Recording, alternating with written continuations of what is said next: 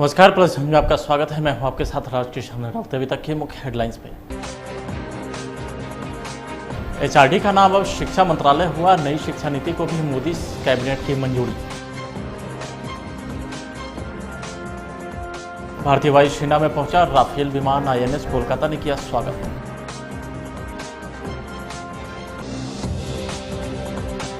उत्तर बिहार में नहीं कमोड़ा बाढ़ पीड़ित की मुसीबत। बाढ़ पीड़ितों के बीच लगातार हेलीकॉप्टर से पहुंचाई जा रही मदद।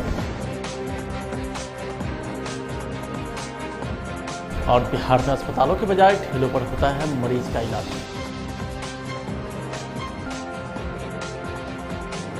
अब खबरें विस्तार से।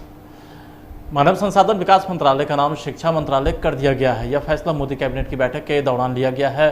इस बैठक के दौरान मोदी सरकार ने नई शिक्षा नीति को भी मंजूरी दे दी है। गौरतलब है कि मानव संसाधन विकास मंत्रालय ने प्रस्ताव दिया था कि मंत्रालय का मौजूदा नाम बदलकर शिक्षा मंत्रालय कर दिया जाए। इस प्रस्ताव पर मोदी कैबिनेट ने मुहर लगा दी है, जिसके साथ ही नई शिक्षा नीति को भी मंजूरी दे दी गई है। अब पूरे उच्च शिक्षा क्षेत्र के लिए एक ही रेगुलेटरी बॉडी होगी ताकि शिक्षा क्षेत्र में अर्थव्यवस्था को खत्म किया जा सके।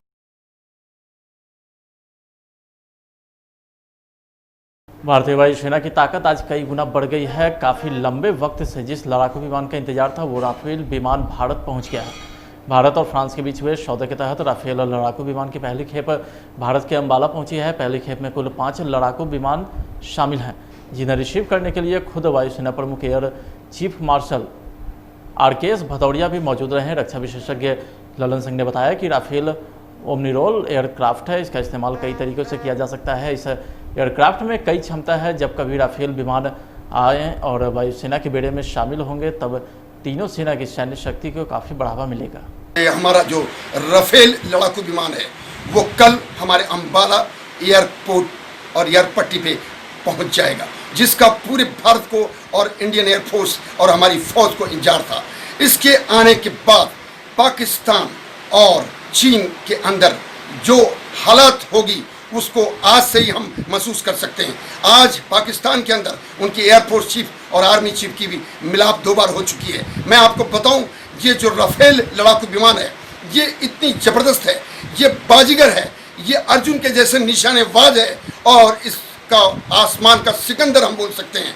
ये आने के बाद हमारे लेह में हो या हांसीमाड़ा में या श्रीनगर एयरफोर्स पट्टी के ऊपर इसको डिप्लॉयड किया जाए, ये 5 से 7 मिनट और ज़्यादा से ज़्यादा 18 मिनट के अंदर चीन के और पाकिस्तान के किसी भी एयर पट्टी को बर्बाद करने की क्षमता रखता है। सबसे बड़ी बात यह है कि अभी हाल के दिनों में जो हमारे चीन LAC के ऊपर दबाव बनाना चाहता था, उसका दबाव, हालांकि उसके पास J-20 जैसे लड़ाकू विमान है, लेकिन हमारे राफेल के अंदर वो बहुत ही कमज़ोर साबित होगा। मैं यकीनन के तौर पे बता सकता हूँ कि इसके कल आने के बाद और 1 वीक के अंदर इसे LAC के ऊपर डिप्लॉयड भी होना है। वो हांसीमाड़ा का इलाका हो, श्रीनगर का इलाका हो या अंबाला से ही इसको डिप्लॉयमेंट किया जाए, लेकिन इसकी काबिलियत इतनी ज़बरदस्त है, इसके अंदर रडार से अपना बचाव करने की काबिलियत है। और सबसे बड़ी बात यह है कि इसका टाइमिंग और इसका निशाना इतनी अचूक रहेगा कि चीन और पाकिस्तान में एक भगदड़ समझ गया है।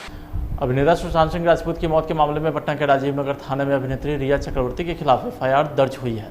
रिया चक्रवर्ती सुशांत सिंह राजपूत की गर्लफ्रेंड है। राजीव नगर के कार्यकारी थाना प्रभारी योगेंद्र रविदास ने बताया कि रिया के खिलाफ FIR सुशांत के पिता KK सिंह ने दर्ज कराई है। उन्होंने ये भी कहा है कि यह FIR 25 जुलाई को ही दर्ज कराई गई थी। योगेंद्र ने यह भी कहा है कि रिया चक्रवर्ती के खिलाफ सुशांत के पिता ने FIR में पैसा ऐंठने और आत्महत्या के लिए उकसाने की बात कही है। खबर है कि पटना से पुलिस की एक टीम मुंबई भी गई है।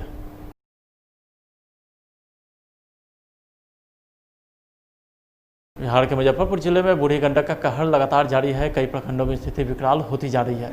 शहरी क्षेत्र के कई इलाके बाढ़ के पानी में डूब गए हैं, जबकि 70,000 से अधिक आबादी वाले क्षेत्र प्रभावित है। शास्त्री नगर 52 बीघा में तेजी से पानी प्रवेश कर रहा है। जेल चौक तक पानी भी पहुंच चुका है, जिसे लेकर के जेल प्रशासन अलर्ट पर है। तो वहीं मुजफ्फरपुर के गायघाट में भी बाढ़ के पानी में बाइक सवार युवक डूबने से बच गया है। वहाँ के स्थानीय लोगों ने किसी तरह से उसे बचा लिया। आप तस्वीरों में साफ तौर पर देख सकते हैं कि कैसे सभी लोग मिलकर बाइक को पकड़े हुए हैं और उस युवक को बचाने में लगे हैं। तो वहीं गंडक नदी के बढ़ते जलस्तर के कारण मुजफ्फरपुर के पारू प्रखंड के चक्की सुहागपुर पंचायत सहित दर्जनों पंचायत बाढ़ की चपेट में आ गया है, जिससे सैकड़ों परिवार बेघर होकर के ऊंचे स्थान पर पलायन कर गया है। जिलाधिकारी डॉक्टर चंद्रशेखर सिंह सहित अन्य पदाधिकारी के साथ बाढ़ प्रभावित क्षेत्र का एनडीआरएफ टीम के साथ दौरा किया। जिलाधिकारी ने बाढ़ग्रस्त क्षेत्र में जाकर बाढ़ से पीड़ित लोगों की परेशानियों को भी सुने।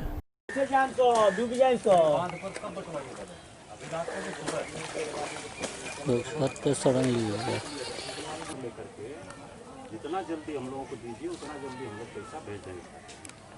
आता है ना पैसा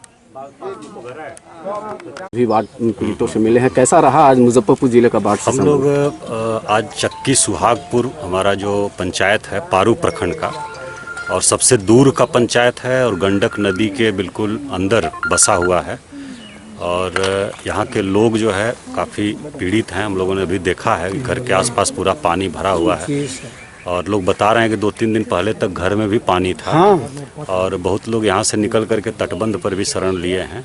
तो उसका हम लोगों ने निरीक्षण किया है, इन लोगों से बातचीत किया है और इनकी जो समस्या है, जो परेशानी है, उसमें भी हम लोग शामिल हुए हैं, उसको समाधान करने का प्रयास कर रहे हैं।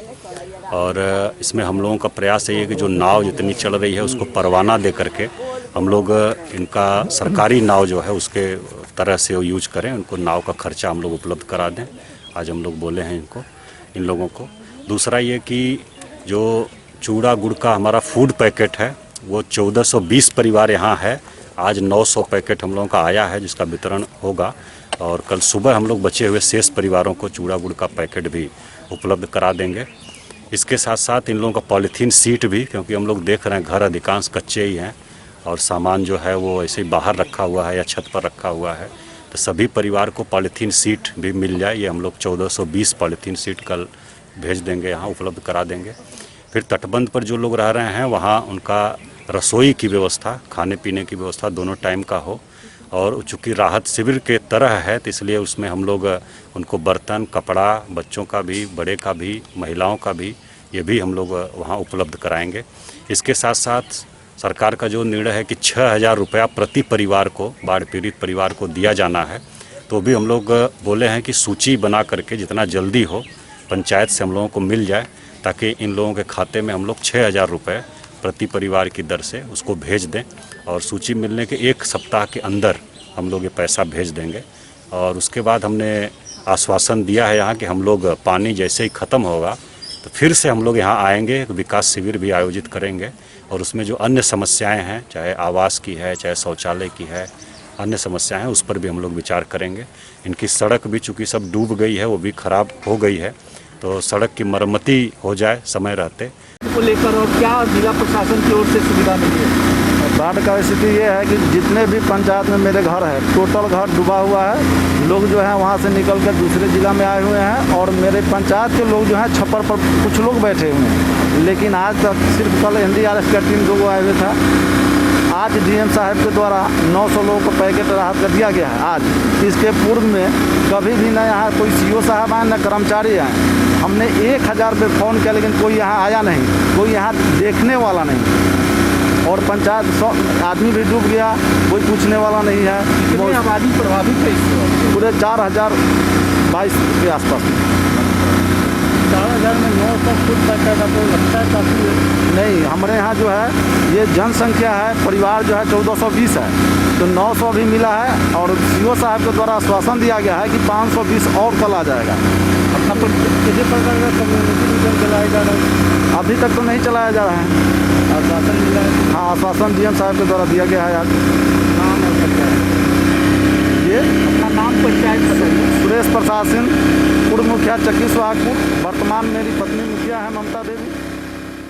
नदियों के जलस्तर में वृद्धि व पिछले कई दिनों से हो रही लगातार बारिश के कारण पूर्वी चंपारण के कई इलाके बाढ़ में पूरी तरीके से डूब चुके हैं। तो वहीं लगातार हो रही बारिश एवं बाढ़ के कारण पताही अंचल कार्यालय, बिहार राज्य विभाग, खाद्य गोदाम, मनरेगा कार्यालय के साथ पताही थाना परिसर में भी जल जमाव हो गया है, जिससे वहां के लोगों को मुश्किलों का सामना करना पड़ रहा है। आपको बता दें कि नदी का जलस्तर बढ़ने से पताही फिनहारा पथ पर करीब 2 से 2.5 फीट पानी भी चला आया है, जिससे आवागमन पूरी तरीके से ठप हो गया है। बहुत मछली काट रहे हैं ये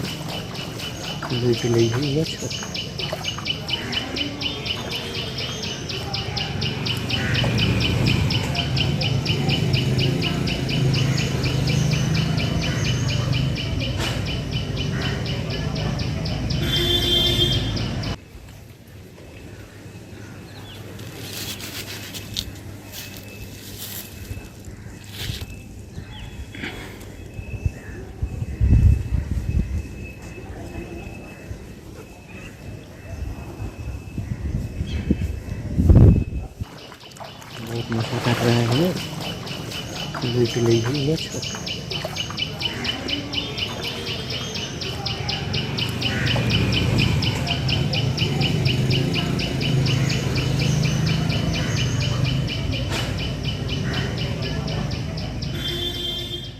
दरभंगा में वायुसेना के हेलीकॉप्टर से दूरदराज इलाकों में बाढ़ पीड़ित के बीच राहत पैकेट पहुंचाने का काम लगातार जारी है। हेलीकॉप्टर से सिंगवाड़ा और सदर प्रखंड के इलाके में राहत पैकेट गिराए गए, जबकि कुशेश्वर स्थान और केवटी प्रखंड के इलाके में फूड पैकेट का एयर ड्रॉप किया गया है। कभी आसमान से कुदरत की बारिश से परेशान बाढ़ पीड़ित आसमान से हेलीकॉप्टर से गिरते राहत पैकेट पाकर बेहद खुश दिखे। जब हम आए तो पानी यहाँ थी, जिस समय हम गए थे यहाँ से जब हम गए थे, बाहर गए हुए थे, तो उस समय पानी नहीं थी। लेकिन जब आए तो मतलब इतना पानी हो गया कि घुसने का हिम्मत नहीं हो रहा है। बहुत जहरीला सांप सब दिखाई देता है और घर में जो है सो सारा सामान सब फंसा हुआ है। अभी भी देखने के लिए ही आया है कि कुछ पानी उनी घटा हुआ होगा, संभव हो तो सामान वामान को निकालें। चोरी उरी का भी बहुत डर लगा हुआ रहता है कि सामान आपने निकाल लिया? नहीं, सामान नहीं निकाल पाए ना, सामान यहाँ फंसा हुआ है। वो तो हम गए हुए थे बाहर, इसी बीच में बाढ़ आ गई है, बहुत पानी भर गया है, इसमें पलंग उलंग सब डूब गया हुआ है। अभी इस कॉलोनी का क्या पोजीशन है? अभी इस कॉलोनी में तब हमको लगता है कि महीनों जो है सो पानी रहेगा, जिस हिसाब से लग रहा है चारों तरफ से घिर गया हुआ है पूरा। आदमी जो है सो पानी स्थिर है या बढ़ रही है? पानी तो आज कल 2 दिन से अस्थिर है। 2 दिन पहले पानी बढ़ रही थी और आज लग रहा है कि कुछ थोड़ा सा पानी जो है सो 1-2-3 इंच पानी बढ़ा है आज। 22 तारीख से ही हम लोग का पानी आना स्टार्ट हो गया और बहुत तेजी से पानी ज़्यादा हो गया, जो कि पीछे देख ही रहे हैं आप लोग। और 22 को हम लोग करीब रात से निकलना स्टार्ट किए हैं। करीब 200-250 घर हैं हम लोग।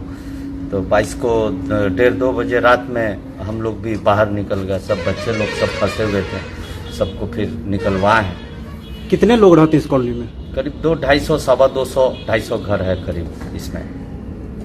तो अभी कितने आदमी हैं इस कॉलोनी में? अभी तो एक भी आदमी नहीं है, सारे आदमियों में सारे मकान खाली पड़े हैं, सभी चले गए। आप भी यहीं रहते हैं? जी। कब खाली किया आपने? 22 को रात में 12-1-2 बजे के आसपास। पानी कब आई थी? पानी 22 से ही दिन से ही बढ़ना स्टार्ट हो गया था। अभी बढ़ रही कि घट रही पानी? अभी तो पानी बढ़ ही रहा है, आप देख ही रहे, पीछे सब कुछ डूब गया। कितना पानी है रूमों में? रूम में कम से कम 5-6 फीट 7 फीट पानी है। ये लोग कहाँ गए हैं अभी? सब कहीं कोई डेरा लेके रह रहे हैं, कोई इधर उधर, सब अपने गांव घर चले गए। अभी क्या पोजीशन क्या है अभी वर्तमान में? पोजीशन तो अभी कुछ नहीं कहा जा सकता। जिस हिसाब से पानी बढ़ रहा है उस हिसाब से लग रहा है जो पूरा नीचे का फर्स्ट फ्लोर डूब।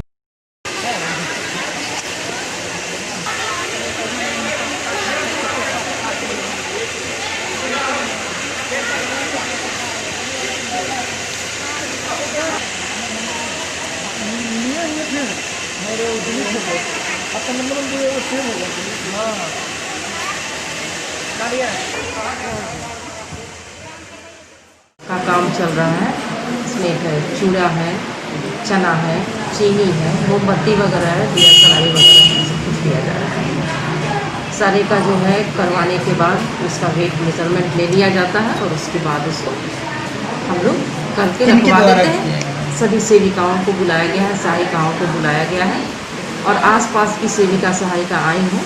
बहादुरपुर, सदर, ग्रामीण, इन सभी महिला पर्यवेक्षिका भी और इन सभी के सहयोग से ये काम करवाया जा रहा है। टोटल जो है ये आपदा विभाग के द्वारा ऐसा हम लोग का निर्देश मिला है कि यहाँ पर आके ये काम करवाया जाए। तो मोस्टली ये लोग अपना पैकिंग का काम कटगमा में जहाज गिरबैत रहे, वहाँ जाके दौड़ल गलिए, तब जाके हम बच्चा के भूखल रहेगा एगो पैकेट छीनो छीड़ के लाए हैं।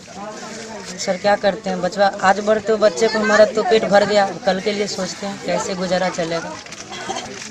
आज के दिन तो बहुत खुशी मिल रहा है।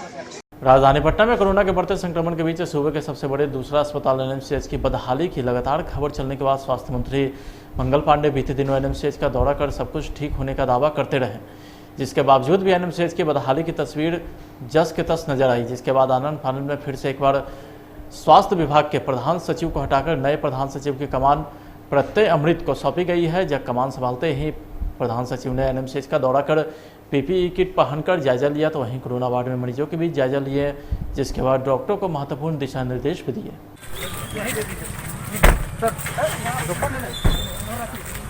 कागज दे देना भाई। सर 12,000 रुपये पेमेंट हम लोगों को आता है, मात्र 6600 रुपया दिया जाता है सर।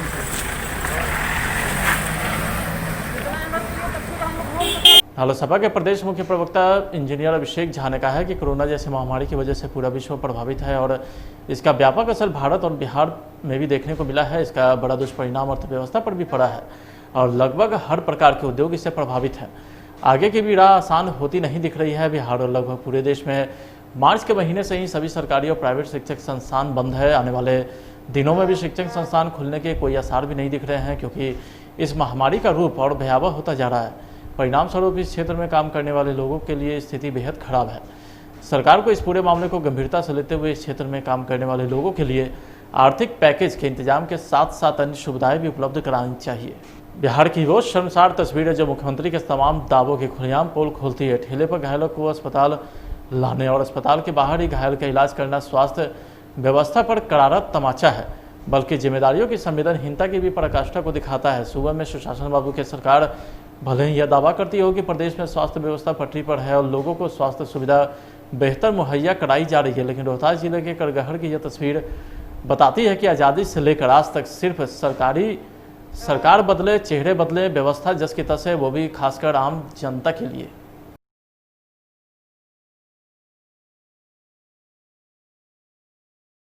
कैसे घटना मिला बाबू, कैसे क्या भेलटे? हम लोग गाड़ी से आ रहे थे, उधर तो वैसा गाड़ी आया था, वही धक्का मार दिया था। हम लोग बगल साइड में थे। कौन सा गाड़ी बना है आप लोग को? सर वैसा गाड़ी था। अच्छा, कई लोग घायल हैं आप लोग? 3 लोग। के घायल हैं? मेरे मम्मा, मैं, नन्ना। कहाँ जा रहे थे आप लोग? सर अपना गांव जा रहे थे, नानी गांव से। कहाँ आपका गांव है? सर नुनार है।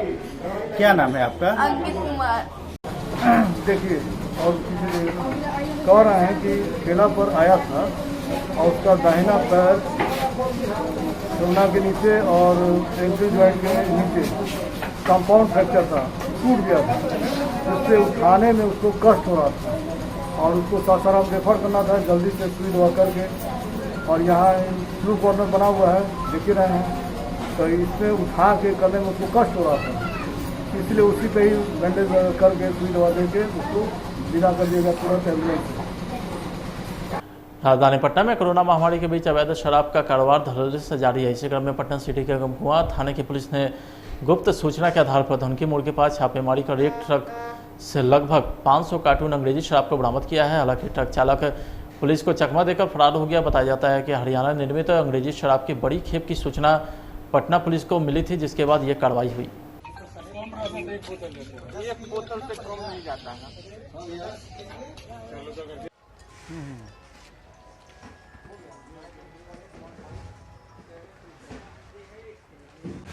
क्या पकड़ा है और कितने मात्रा में पकड़ा है? गुप्त सूचना के आधार पे हम लोग सूचना मिली बड़ी मात्रा में ट्रक में शराब लाद कर ले के जाया जा रहा है।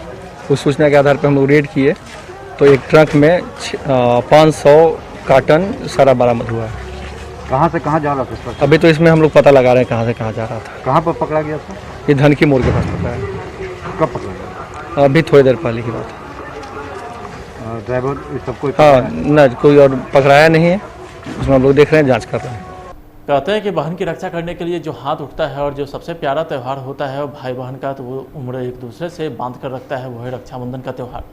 लेकिन इस बार साल 2020 का जो रक्षाबंधन का त्यौहार है वो कोरोना को लेकर के बिल्कुल ही फीका पड़ गया है।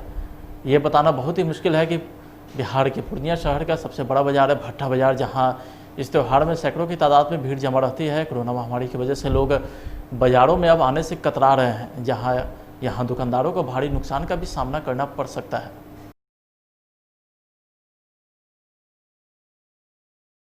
वहीं मुजफ्फरपुर में बाढ़ के कहर से बेघर हुए परिवार सड़कों पर शरण लिए हुए हैं।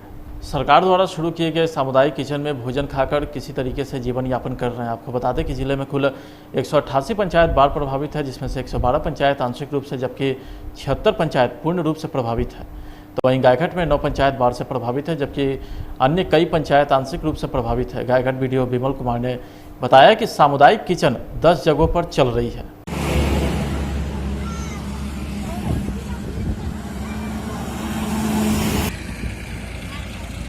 पंचायत हैं? पूर्णतः न और बाकी आंशिक हैं, 23 पंचायत है टोटल। मतलब 14 आंशिक हैं। सरकार द्वारा जो सुविधाएं दी जा रही है वो लोगों तक पहुंच रही है? मैं स्वयं सामुदायिक किचन का कल अवलोकन किया था। सामुदायिक किचन चल रही है 10 जगह और जीआई का के लिए भी 2500 आदमी से अधिक का पुश किया जा चुका है। तो ये सब काज ये चल रही है। 3300 पन्नी भी पॉलीथीन भी वितरित हुआ है अभी तक। फूड पॉकेट का वितरण अभी तक? हाँ, फूड पैकेट का भी वितरण 1500 से अधिक हो चुका है, 2200 हो चुका है और भविष्य में भी और प्राप्त होने पे होगी।